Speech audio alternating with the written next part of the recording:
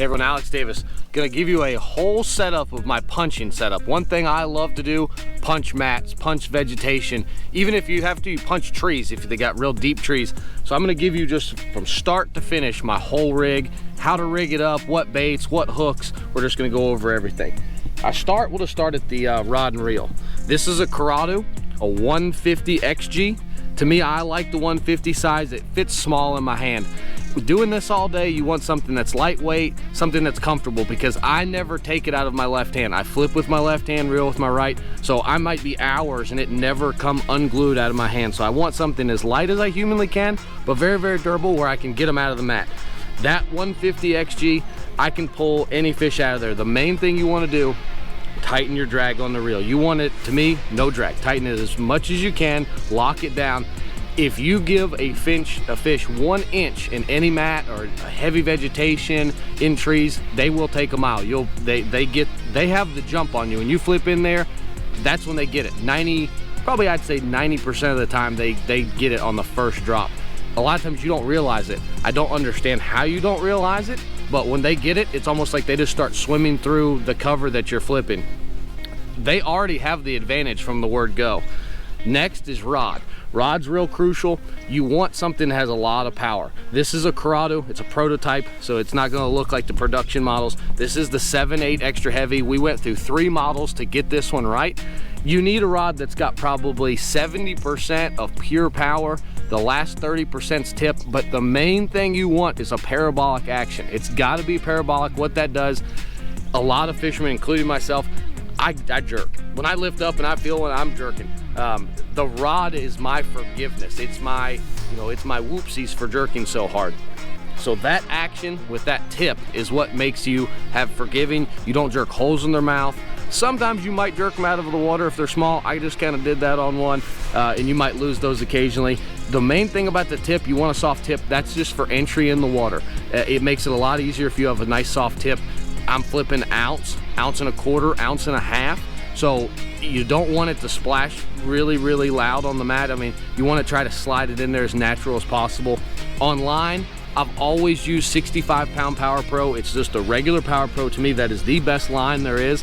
I feel like I can get any one of them out. 50, I think you're flirting with disaster. 80, I believe, is just overkill for me. It's just too big. I don't like it. 65-pound, that's just the going line for me, and that's how I was taught. That's what they used. You're gonna put a bobber stopper on the line right there, if you can see it.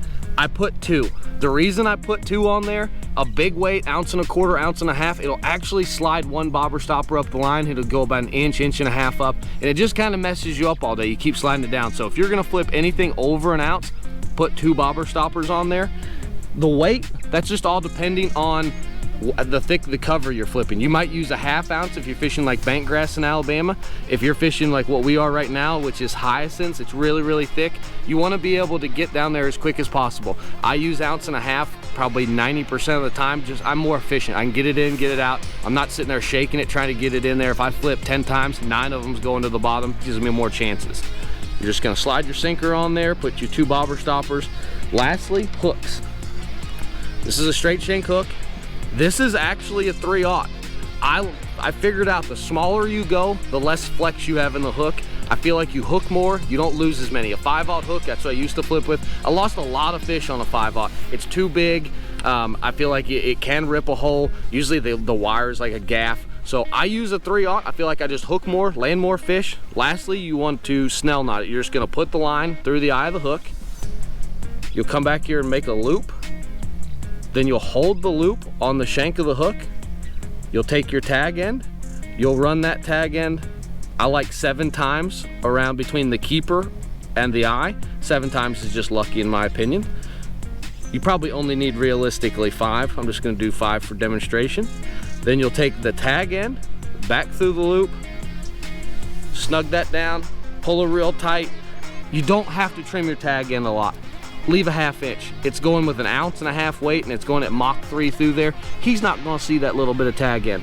Lastly, on baits, I use a beaver. This is a Reaction Innovation Sweet Beaver. You can flip any color you want. I'd flip black and blue 90% of the time. Water's real clear, maybe go to like a watermelon or sprayed grass.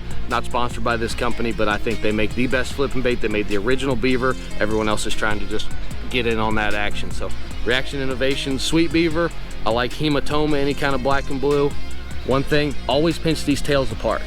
It gives it more action. So pinch that tail apart, 65-pound braid, 7/8 extra heavy Shimano Curado rod, 1.5 ounce, 3/0 hook, XG reel, you're good to go. You'll catch a lot of big fish. And when you hook one, it's absolutely the greatest thing in the world. It's hand-to-hand combat. If you don't like it, you probably need to go get your heart checked, because you're not a red-blooded American like myself. I love this. So get in on that action.